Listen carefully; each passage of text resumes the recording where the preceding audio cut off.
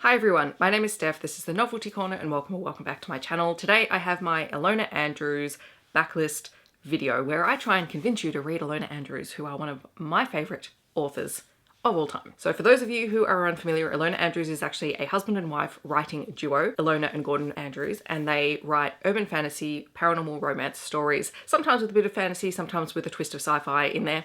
And their books are incredible. Over the last couple of years, I have been involved in a series of read-alongs for all of their book series, so I have reread all of these fairly recently, and even the ones that were the first rereads, 2 years ago, I have probably since reread because they've been releasing their books in graphic audio format, which I absolutely adore. And the one thing I can say about Ilona Andrews' books is that their worst book is still miles and miles ahead of somebody else's average book. So if you are looking for quality of writing, if you are looking for adventure, magic, fun, found family elements, and just incredible stories, then this is a place to be. And I will go through each of their series very briefly, and I will also give some recommendations for where I think people should start and why you should start this series, and also a couple of places where maybe you might save these for after you've read some of the other series, just because I think it gives better context for the stories. I'll also mention the year that the series first started, because I think that's important, because there are some things in the books that are a little bit dated just because they're a little bit older. Not necessarily in a bad way, and you can definitely see the growth and evolution of their writing if you start from their early works to what they're currently releasing. And I think in this case, context is really important. They also have a huge body of work that is available on their website that they release as serials for side characters, for other stories that they're writing. I'm not going to be covering those in this video. There is so much stuff over there and I am only partway through it. So I'm only going through their published novels and series work in this video. And we are going to jump straight into it with my personal favorite series, and it is one of the two starting points that I think are good places to dive into their writing and get a good sense of how they write and the kind of stories that they tell. This is not going to be the starting place for everyone, and I will explain why in a moment. So it will come to very little surprise to anyone who's been a follower of my channel for a while that the Kate Daniels series is one of my all-time favorite series. The series started with Magic Bites in 2007, so again, this is a place where I would say read it thinking about the context of 2007, because the original series is 10 books long, and this is a series for you if you like magic, mayhem, monsters, and mercenaries. It is the story of Kate Daniels, who is the daughter of a very ancient, very powerful man who she is on the run from, and she has been on the run from him since before she was born. And in book one, she ends up returning to Atlanta because her mentor has died, and she decides to investigate his death and find out exactly what happened to him. This sees her working with the Order of the Knights of Merciful Aid, and she is a mercenary at this point, but she spends quite a bit of time with the Order. There are a range of different groups in here, and through this first investigation, she crosses paths with Curran, who is the Beast Lord of Atlanta. He controls one of the biggest shapeshifter packs in the Northern Hemisphere. The two have a very acrimonious relationship initially. They like to poke at each other a lot. The one thing about Kate is that you will notice she does poke at things until something pops up. She is part investigator, part mercenary, part incredible magic user, part woman who is just trying to find a place because she's never really had a home. And this morphs from initially being an urban fantasy story into a long-term paranormal romance where we follow the same couple, and it is utterly delightful. And if you like the series, you get a whole bunch of books about different side characters all the way through from the middle of the series to the end of the series. And then on top of that, there is a spin-off series following Kate and Curran and their son Kulin as they have left Atlanta and they are trying to build a new life. And we just see the kind of people that they are, people who cannot stand by while other people are being hurt. Every single character in this entire series is utterly delightful. You want to spend time with every single side character you meet. If someone is a character who is the bad guy, there is usually something in there that helps you understand that character's motivations, which is really hard to do because they're not necessarily always trying to build empathy with the villains of the piece, but they want you to understand the motivations of that character. Not everyone does that in a story, and not everyone does it as well as Ilona Andrews do. I absolutely adore Kate and Curran. I think if we never got another story about Kate and Curran, I would be absolutely heartbroken, but also I am so happy with what already exists that I can read it over and over again and not get bored. It is that good a series. I am still waiting for my favorite characters to get a side plot story, short story, novella, whatever. Like, please and thank you. I would really like that for Barabbas and Christopher.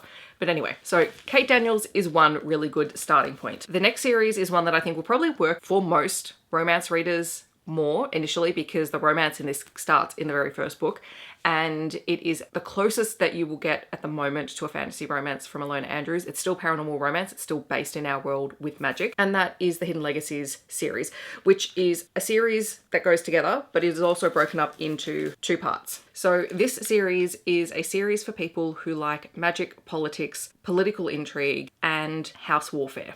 So in this world, magic rules supreme. Years and years ago, they discovered a way to give people magic, and since then, people who have been able to cultivate that magic in their families and raise really powerful people are the most powerful people in society. They are known by their houses are known for specific types of magic, and in order to keep that power and their position in society, they engage in house warfare against the other major houses. And good luck to you if you do not have as much magic as you need to survive. In the Hidden Legacy series, we are following the Baylor family. There are 3 sisters. They live with their mother, their grandmother, and their cousins.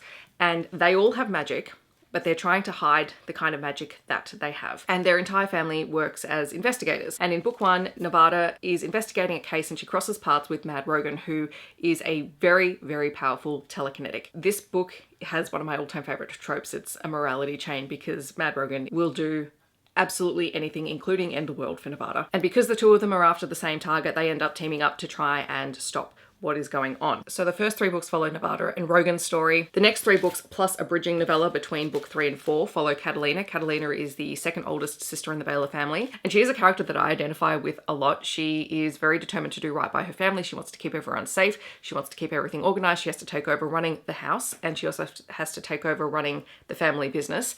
And she crosses paths with Alessandro, who is a playboy from a very famous family, and he has a lot of magic. They get caught up in a whole bunch of investigations together, and she doesn't quite believe that he is attracted to her, despite the fact that he keeps telling her that he is. A bit like the Kate Daniels series, while each of these books have their own plotline, there is a very, very strong internal thread that follows the entire series that has to deal with the world that they live in and the way that magic works in this society. So this is one you definitely have to read in order. And again, they have incredible side characters that pop up. Found Family is an absolute tenet of Ilona Andrews' work, and they are just utterly delightful. I probably think that these are also a slightly faster read than the Kate Daniels series because you are looking at a contained world that has its own mythology, as opposed to the Kate Daniels series, which I forgot to mention when I was talking about it, which has a lot of different mythologies woven into it. So we constantly are learning about different cultures and myths and legends that are impacting what's going on in the Kate Daniels universe, whereas this tends to be a little bit more self-contained. If you are someone who likes things a little bit more cozy, then we have the Innkeeper Chronicles, which is very much a cozy paranormal romance sci-fi series. Clean Sweep came out in 2013, and it is the start of the series. In this world, we are based on Earth, and aliens exist, and Earth is home to a bunch of bed and breakfast way stations where travelers from around the universe can stop and stay and be safe because the rest of the planet of Earth does not know that aliens exist. These bed and breakfast places are run by innkeepers. These innkeepers have an innate magic that is connected to the house,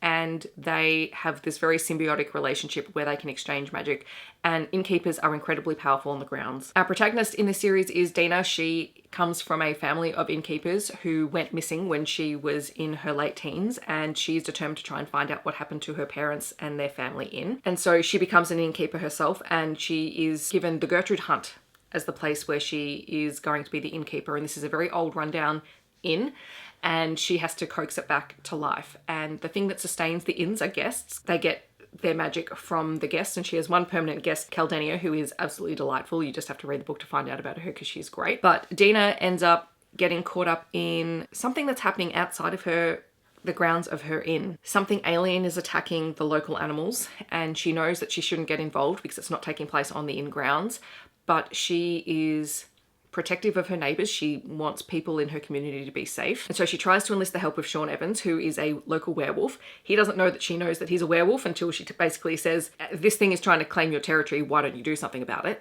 And that's the very start of the book. And so he becomes really suspicious, and eventually it comes to a head. As it turns out, Sean doesn't realise he is an alien. Werewolves do not originate from Earth. And he also comes to realise that there are many, many more things out there in the universe, like space vampires and other alien races. And throughout the series, Dina and Sean become closer and eventually start a relationship while trying to run the Gertrude hunt and trying to find Dina's parents. There is also a bit of a side plot story in Sweep of the Blade, which is the story of Dina's sister Maud and one of the side characters that we meet in the first book, Arland, and it takes place entirely off-world on an alien planet full of vampires.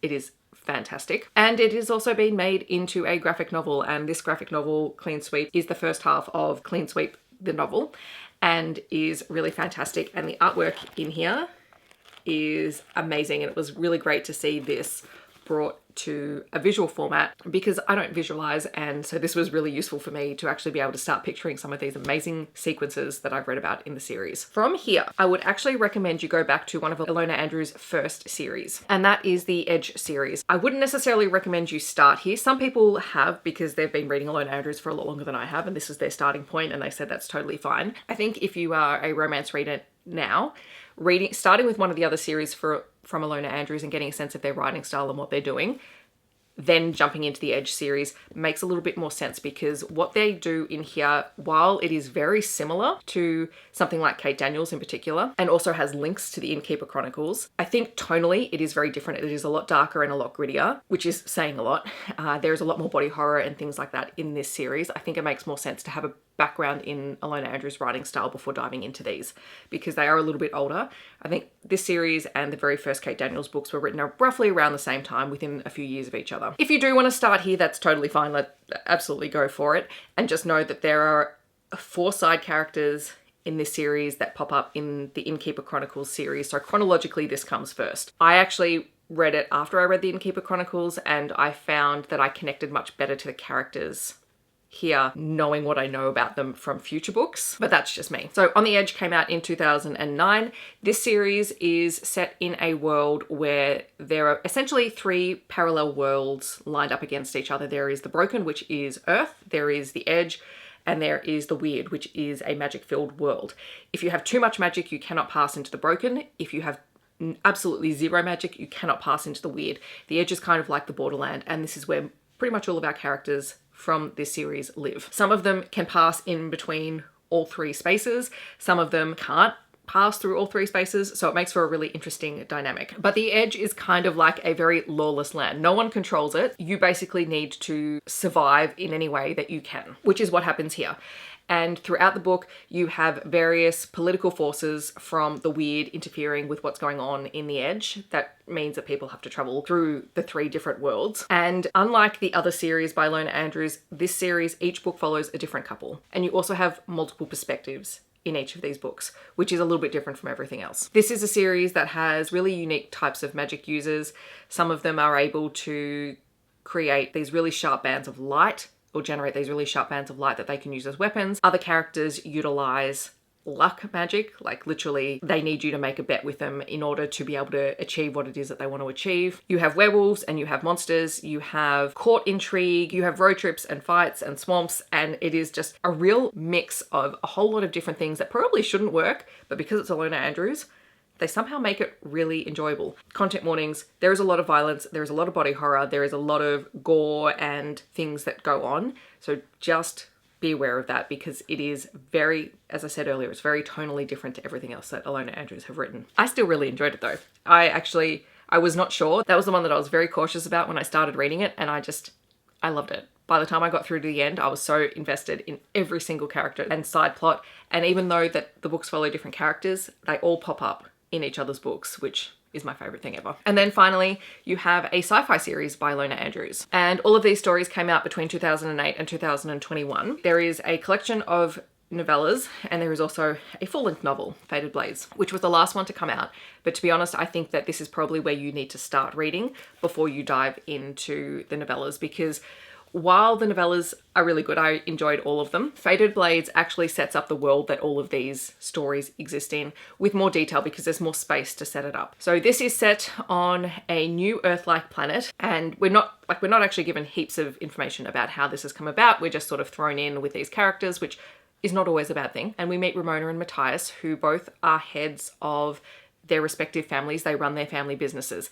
Their families have been business rivals for centuries. And there is a bit of a background where their families plus many others were all part of some big war. And they all developed a particular type of magic that is kind of technology magic that exists within them. Post-war, they've sort of become rivals and they couldn't spend heaps of time together because they would just start fighting. As such, Ramona and Matthias have never met.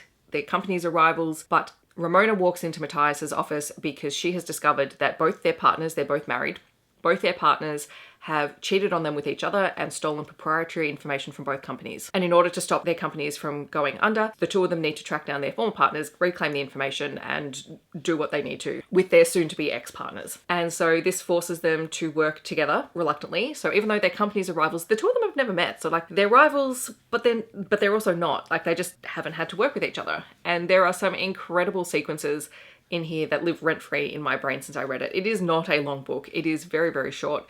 And it is one of my all-time favorite sci-fi romance stories just because of how unique it is. And the final fight sequence, which utilizes a dance fighting technique, is just so cool to read about. And then the Kinsmen Universe includes 3 novellas or short stories. The first one is Silent Blade, the second one is Silver Shark, and the last one is A Mere Formality. A Mere Formality is a big inside joke for Ilona Andrews, and you read it and it kind of doesn't make sense, but it's hilarious at the same time. Like you read it and you go, this is weird. So I would definitely not start there. But Silver Blade and Silver Shark are set in the same world as Fated Blades, and it looks at a lot of the different types of magic that exists in this more sci-fi fantasy world. They're really interesting and they are self-contained. But like I said, I think you would probably be better off starting here and then reading them just for context. They do also have a novella that was part of an anthology, and I think you can even get it on its own now, Alpha Origins, which has not really gone anywhere. And this one is also a lot darker. It is about a woman who is taking care of some kids and they stop in an inn to try and go to the bathroom.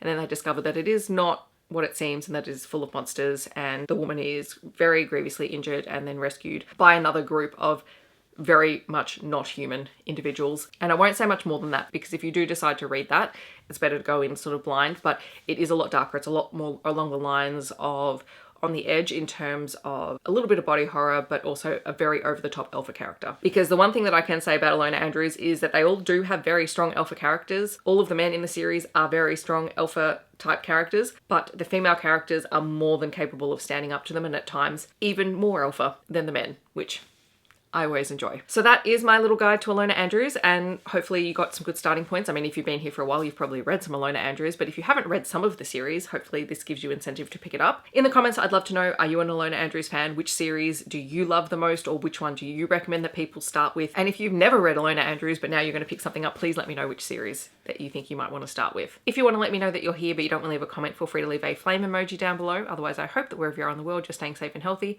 and I will see you in my next video. Thanks so much for watching. Bye everyone.